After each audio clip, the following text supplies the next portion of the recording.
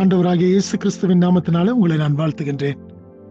இந்த நாளிலும் காலை வேளையிலும் கூட தேவனுடைய சமூகத்தில் நானும் நீங்களும் கூடி வந்து அவரை நோக்கி பார்த்து அவருக்கு நன்றி செலுத்தும்படியாய் இந்த ஜீவனுள்ள ஒரு தேசத்திலே மறுபடியுமாய் நமக்கு ஜீவனை கொடுத்து ஒரு புதிய நாளுக்குள்ளாய் பிரவேசிக்க செய்திருக்கின்றார்.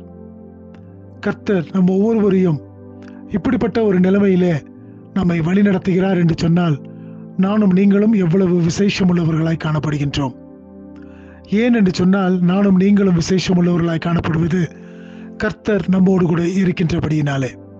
கர்த்தர் நம்மோடு கூட இருக்கிறார் என்பதை நானும் நீங்களும் அறிந்தவர்களாய் விசேஷித்தவர்களாய் இருக்கிறோம் என்று சொல்லி நமக்குள்ளாக தானே தேவன் வாசம் செய்கின்றார் என்கின்ற அப்படிப்பட்ட ஒரு உன்னதமான ஆசீர்வாதத்தை நானும் நீங்களும் பெற்றிருக்கின்றோம். இந்த நாளிலும் கூட ஏசாயா 46வது அதிகாரத்தின் 3வது வசனத்தின் கடைசி பகுதியை வாசிக்கின்றேன். Isaiah chapter 46 verse 3, the last portion. தாயின் வயிற்றில் தோன்றினது முதல் உங்களை ஏந்தி, தாயின் கற்பத்தில் உற்பத்தியானது முதல் உங்களை தாங்கினேன்.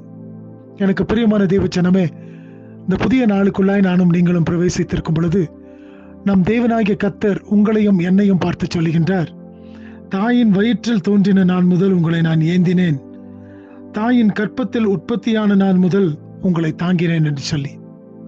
எவ்வளவு பெரிய ஒரு கிருபையை நானும் நீங்களும் பெற்றிருக்கின்றோம். தாயின் வயிற்றிலே தோன்றின நாள் முதல் இம்மட்டுமாக நம்மை ஏந்தி தாங்கி வழிநடத்தி வருகின்ற தேவன்.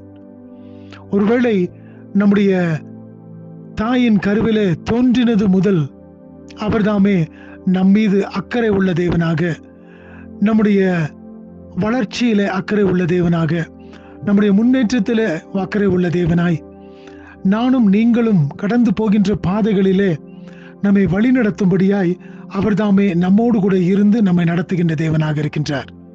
இந்த காலை வேளையிலும் கூட இப்படிப்பட்ட தேவனுடைய சமூகத்திலே தான் நானும் நீங்களும் ஒரு புதிய நாளை துவங்கி இருக்கின்றோம்.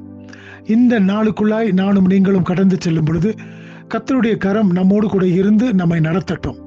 அவர் நம்மை ஏந்தி சுமந்து தாங்கி வழிநடத்த போதுமான தேவனாய் இருக்கின்றார். ஆகினாலே இந்த நாளிலும் கூட அவருடைய ஆசீர்வாதம் நமக்குள்ளாக இருந்து நம்மை வழிநடத்த கடவுது. தேவன் தாமே நம்மை ஆசீர்வதிப்பாராக. ஆமென்.